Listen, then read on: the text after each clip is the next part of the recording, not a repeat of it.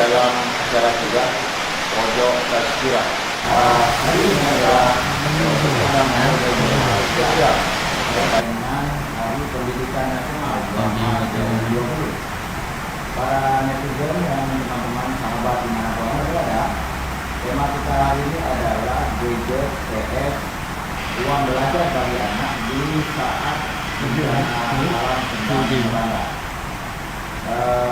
Ini penting menjadi kajian kita bersama diskusi dan diskusi hari ini, karena melihat fenomena anak-anak yang libur sekolah itu sudah sampai hari ini sudah 1 bulan, dan penting juga menurut data yang kita dapatkan ada 865.000 anak yang tidak bisa bersekolah karena menghadapi wabah. Itu baru di tingkat SMA, SMP, dan SD. Belum lagi di madrasah ibtidaiyah, belum lagi di SMA ada belum lagi yang kemudian di sekolah dasar luar biasa. Tentu pendidikan menjadi hal wajib bagi rakyat, dan ini kewajiban yang tidak bisa ditolak oleh kita semua. Bersama saya sudah ada ayah Sur, kita akan mengajarnya secara ayah. Cerita ini memang seperti luas malahan.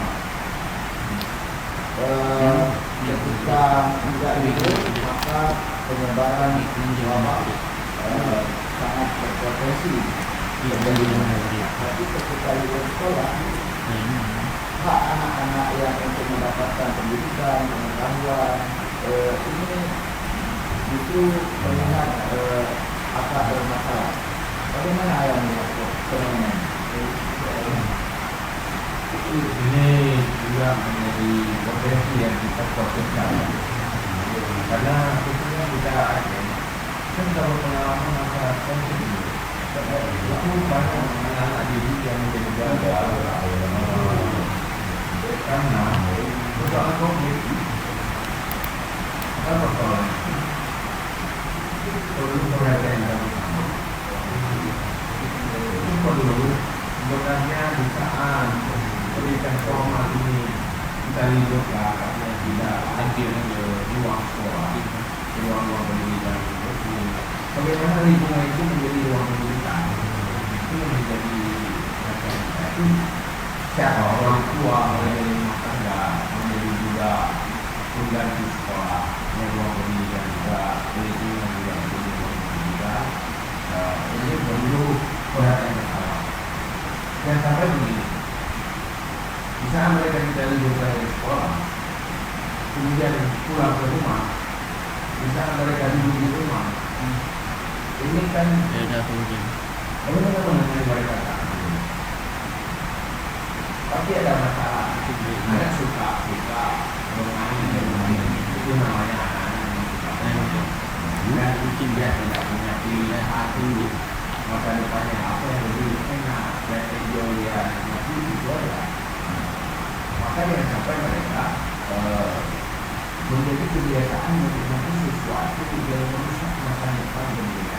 Ya. Ini yang perlu penanganan kita bersama. Berdiri kita bersama. Nah, pada seorang anak dari tingkat SD atau madrasah ibtidaiyah dan sampai ke sekolah menengah atas, ini kan merupakan area wajib belajar ya. Tentu ada pengetahuan yang harus dikejar, dan paling tidak mereka memiliki pengetahuan itu. Kira-kira dalam masa bencana ini atau dalam masa wabah atau masa libur ini, apa pengetahuan yang harus ada atau tidak boleh tidak ada pengetahuan itu di tubuh anak-anak kita ya? Pertama, pengetahuan yang sedang dididik sekarang itu juga pengetahuan yang ada sekolah ya. Ya. Tapi juga ada pengetahuan yang berkaitan dengan moral, sikap, perilaku mereka. Ya. Itu juga hal yang sangat penting. Nah, maka dalam hal itu mari kita jadikan rumah itu tempat pembentukan kepribadian mereka. Ya. Lewat pendidikan-pendidikan, baik pendidikan yang ada di sekolah atau pendidikan yang berkaitan dengan moral dan akhlak. Maunya sekarang hadir rumah tangga, ibu, seorang ayah hadir membentuk mereka di saat mereka sedang berada di rumah sekarang. Ya. Artinya orang tua punya alasan yang cukup tepat sekarang. Mereka melarang anaknya karena ada persoalan pandemi corona ini. Ya. Ya. Tapi kesempatan di rumah itu menjadi ajang pendidikan, ruang pendidikan. Ini sebenarnya perlu format ini. Pertama, format bagaimana membangun kesadaran bersama. Ya. Ya. Jadi tidak hanya bagaimana memastikan pangan itu masuk ke rumah-rumah, tapi pendidikan juga bisa masuk ke rumah-rumah warga yang tadi ya. Pola apa yang paling dekat bisa kita gunakan ya? Pakai tokoh formal aparatur kampung kah, tengku imum kah, atau guru-guru pengajian yang mau kita gerakkan ya? Saya ingin begini ya, simple aja, ingin mengingat masa lalu, masa kecil saya dulu. Ya. Ada sebuah kehilangan suasana dulu yang positif yang hilang sekarang. Saya merasakan untuk pribadi saya. Mungkin saya lebih rusak lagi kalau bukan oleh situasi positif itu, ditangani oleh situasi positif itu, di mana kebersamaan dalam menangani persoalan pendidikan anak. Ya, ya. Artinya anak terkontrol di rumah karena ada orang tuanya. Ya. Tapi di saat keluar dari rumah juga punya kontrol publik. Ya. Artinya orang-orang lain mengontrol siapapun. Seorang anak yang melakukan pelanggaran yang tidak baik, tidak etika, itu dikontrol oleh publik. Kontrol publik ini berlaku. Ini sebuah budaya. Mungkin ini budaya dalam Islam tentang amar ma'ruf nahi mungkar, atau melakukan kebaikan-kebaikan untuk siapa saja. Ya. Ini yang sudah hilang sekarang. Rupanya sebenarnya kita duduk bersama, ayo kembalikan ini lagi. Ya. Enggak ada, jangan urusan anakmu, anakku. Ya.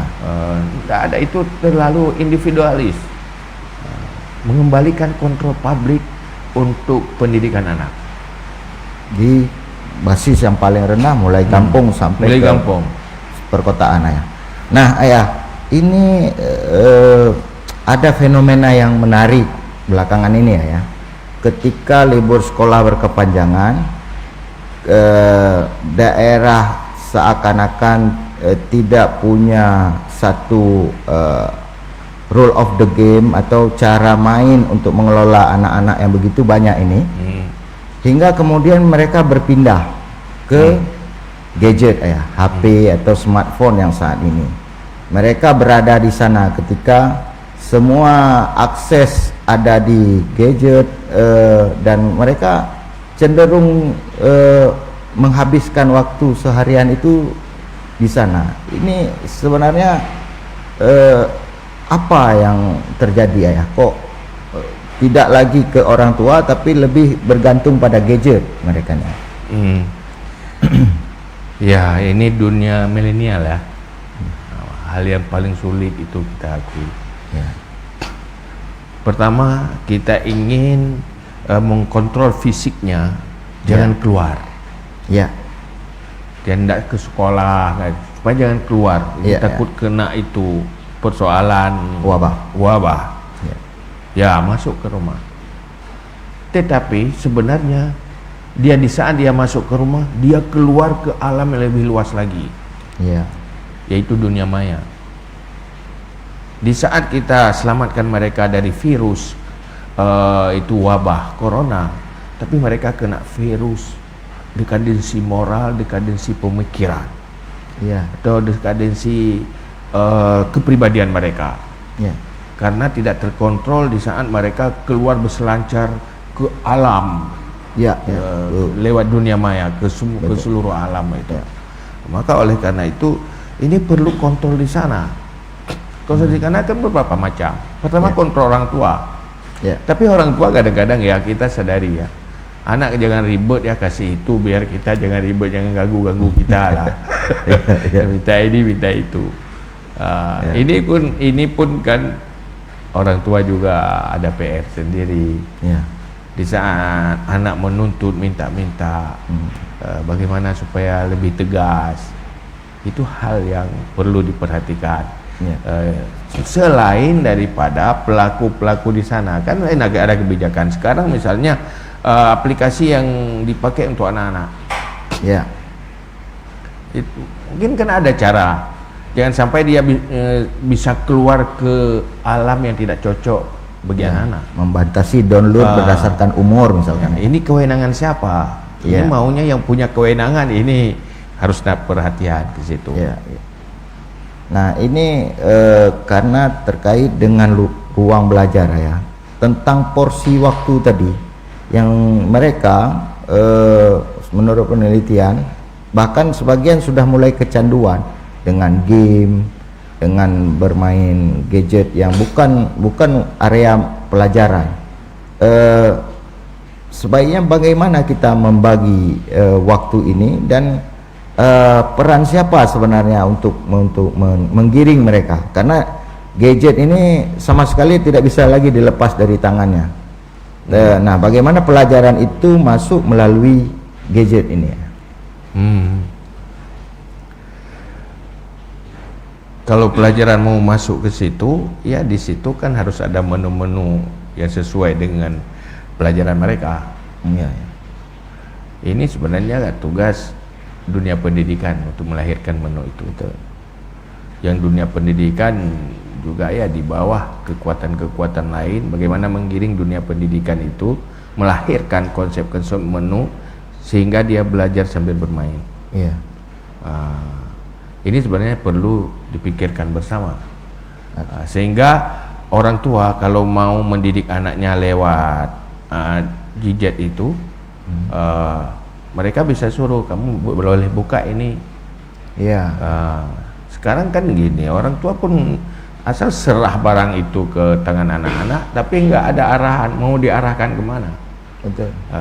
Orang tua pun nggak tahu. Nah, sedikit di luar area ini ya. Jadi menurut data 60% diantaranya anak yang tadinya libur, yang 865.000 orang itu, 60% diantaranya bisa mengakses gadget.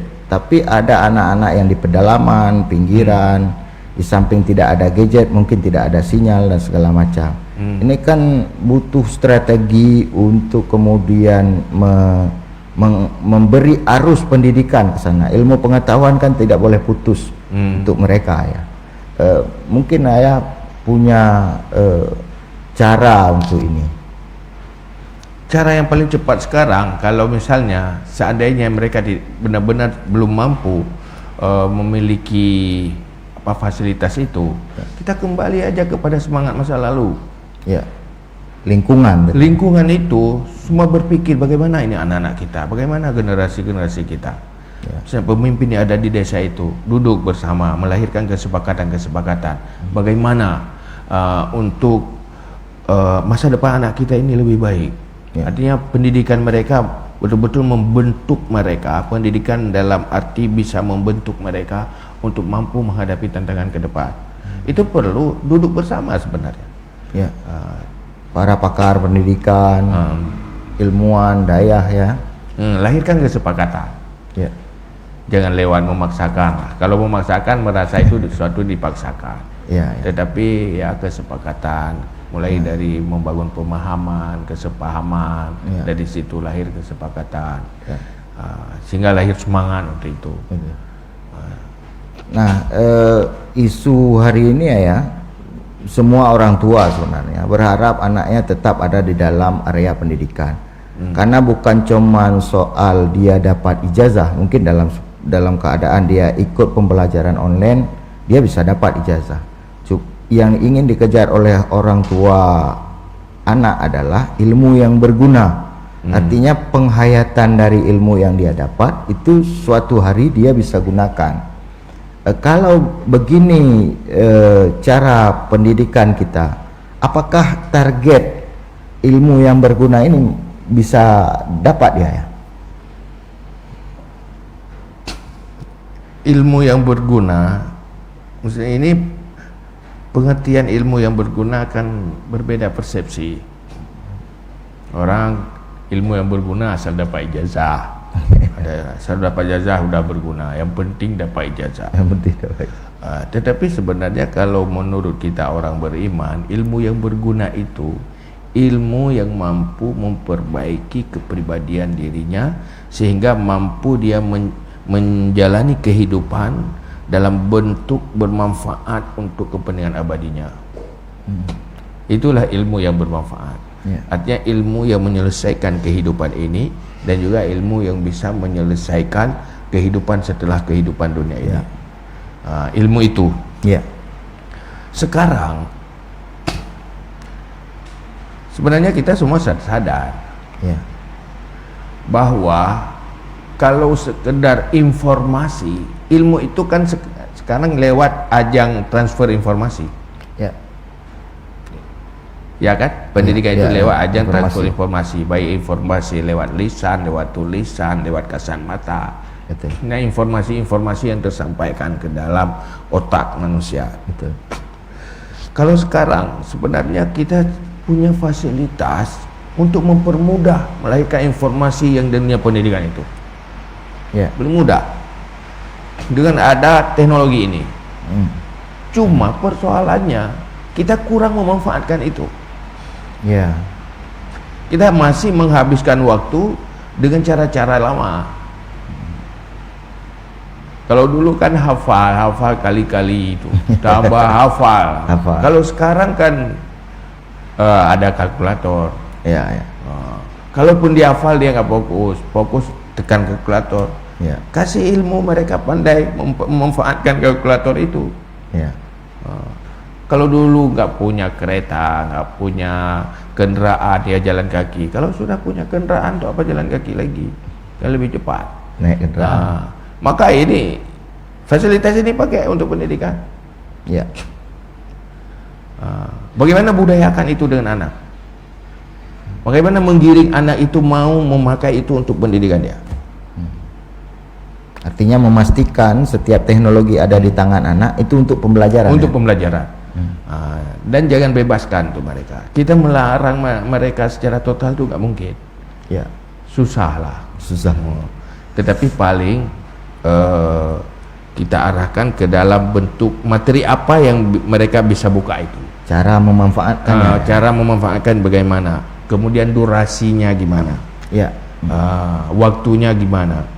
Artinya atur waktu. Likulli syai'in waktun. Semua ada waktunya. Karena kalau kelewatan juga merusak.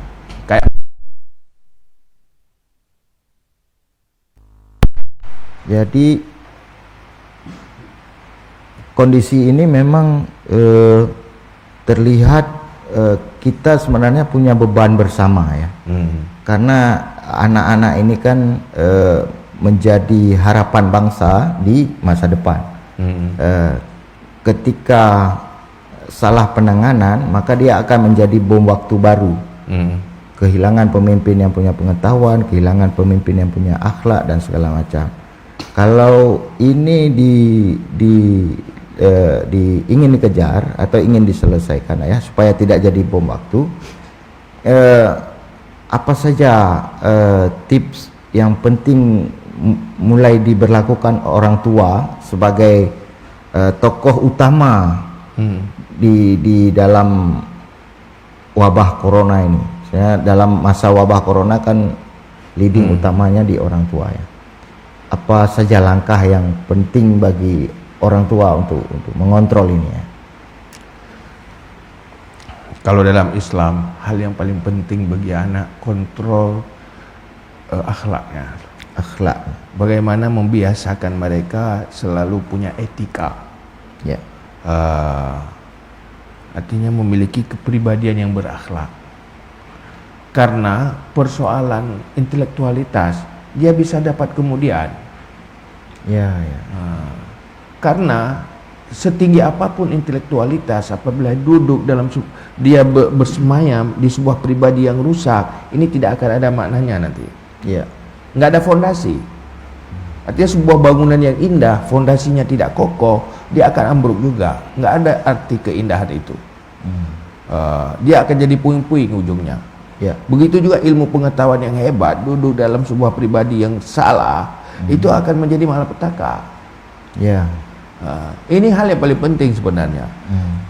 Dan pendidikan akhlak ini membentuk kepribadian mereka, ini tugas. Karena kalau untuk disiplin ilmu pengetahuan, ilmu pengetahuan, orang tua itu kan punya disiplin semua bidang ilmu pengetahuan yang ada di sekolah, nggak ada. Ya. Nggak mungkin lah semua bidang yang belajar anak itu menjadi keahlian orang tua, itu nggak mungkin kan? Nggak mungkin. Tetapi kalau pendidikan akhlak itu satu bidang, nggak boleh nggak bilang tidak mungkin. Itu semua fondasi yang wajib. Orang beriman itu paling utama adalah kepribadian dan akhlak mereka. Kemudian dia akan, di saat akhlak mereka sudah bagus, mereka akan menjadikan lingkungan sumber ilmu pengetahuan bagi dia. Ya. Kalau dia melihat sesuatu yang salah, menjadi ilmu bagi dia. Sesuatu supaya saya tidak akan lakukan itu salah. Ya. Tapi kalau mereka tidak punya kepribadian yang benar, dia akan mengkonsumsi yang salah. Dan akan menjadi kepribadian mereka. Ya. Nah, di akhir ya, fenomena ya mereka memang tidak kumpul-kumpul lagi di sekolah, tapi kumpul-kumpul di tempat tempat umum untuk bermain game menggunakan gadget ini ya. Ini sebenarnya kan paradok dia. Keinginan kita meliburkan sekolah adalah supaya mereka tidak berkumpul-kumpul, tapi ketika dia tidak dikontrol maka dia akan kumpul di tempat lain untuk bermain gadget. Nah, ini apa upaya nasihat kita kah atau langkah pemerintah kah untuk bisa mengembalikan fokus mereka bahwa libur sekolah tetap di rumah dan tetap belajar, kira-kira gitu. Misalnya mereka sekarang misalnya kumpul di mana? Di kedai kopi, di kedai kopi, di kafe. Ayo wacanakan itu kafe itu kita rubah menjadi ruang pendidikan, ruang belajar. Ya. Dakwahkan itu, ajak itu, kasih bantu mereka siapa yang kalau pemerintah atau yang punya kewenangan bantu robah itu. Ya. Yang punya wibawa dakwahkan mereka, nasihati mereka arah ke situ. Ya. Itu misalkan salah satu ya. Ya. Kebetulan mereka lagi kumpul. Mereka kumpul kemana? Ya. Mau membuat lalai dirinya kemana? Robah itu tempat pendidikan.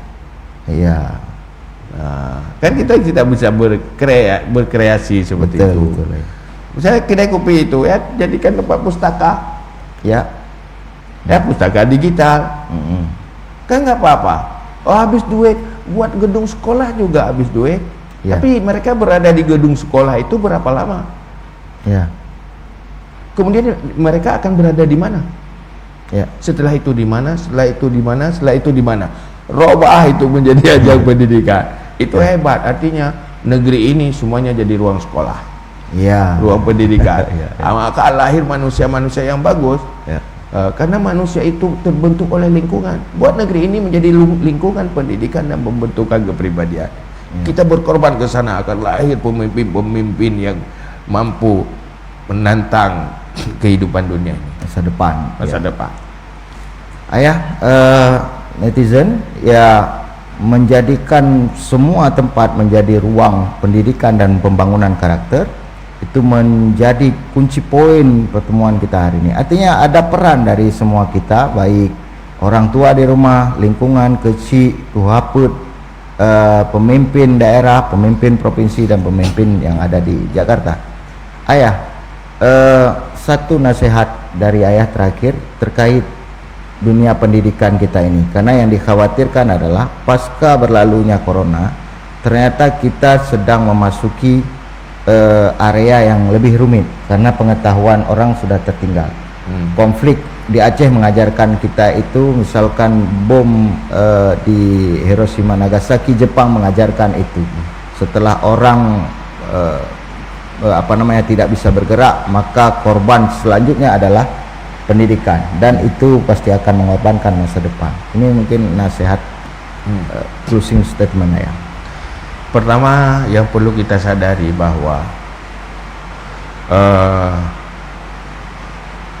seberat apapun korban, artinya ini peristiwa wabah ini terjadi, kita masih berada di bumi ini. Ya. Baik berada di rumah. Sekarang yang sudah dipastikan tuh anak didik tidak berada di sekolah kan? Ya. Anak pesantren sudah tidak berada di pesantren kan? Ya. Dia berada di mana? Di rumah-rumah. Di rumah. Buat rumah itu ruang pendidikan. Kalau mereka kemudian ada berada di luar rumah, buat suasana yang di luar rumah itu jangan jadi predator bagi pendidikan atau virus yang merusak pendidikan. Yang perlu kita ketahui, tidak ada makna sebuah ruang pendidikan sekolah di saat mereka keluar dari sekolah akan terkena virus yang tidak efektif bagi pendidikan yang telah dididik di sana. Ya. Artinya di sana membersihkan, di sini mengotori. Ya. Di sana mengobati, di sini meracuni. Ya. Itu yang perlu. Maka oleh karena itu semua lingkungan itu perlu disteril. Kalaupun dia tidak menjadi ajang pendidikan, jangan sampai menjadi ajang yang meracuni dunia pendidikan. Baik meracuni pendidikan di rumah. Jangan sampai pendidikan yang ada di sekolah teracuni di rumah. Pendidikan yang ada di rumah teracuni di luar. Ya. Maka ini kebersamaan ini butuh sebuah kekuatan kekuasaan untuk membentuk ini. Ya. Ini yang perlu duduk semacam konsensus bersama. Konsensus bersama. Ya. Dan ini jangan sampai dari persoalan hari ini enggak sekolah sama dengan konflik kita dulu kan? Iya. Ya. Banyak anak yang di saat enggak sekolah terjadi dikondisi moral karena tidak sekolah. Ya, terbelakang. Terjerumus dalam narkoba. Banyak Betul, dulu. Betul. Karena dia tidak sekolah, di situ ada kesempatan terjerumus di narkoba dan sebagainya. Ini jangan sampai terjadi karena corona ini.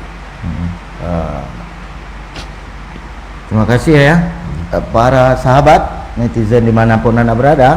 Ini menjadi cemeti baru, cambuk baru bagi kita bahwa tidak hanya satu sektor saja di dalam menghadapi wabah corona ini yang kita hadapi. Ada beberapa hal yang akan berdampak di masa depan. Mudah-mudahan diskusi ini, dialog ini menjadi pelajaran bagi kita semua, dan kita memilih untuk melakukan sebelum itu terjadi, hingga semuanya akan baik-baik saja di masa hadapan. Terima kasih atas perhatian teman-teman. Selamat Hari Pendidikan Nasional. Assalamualaikum warahmatullahi wabarakatuh. Waalaikumsalam warahmatullahi wabarakatuh.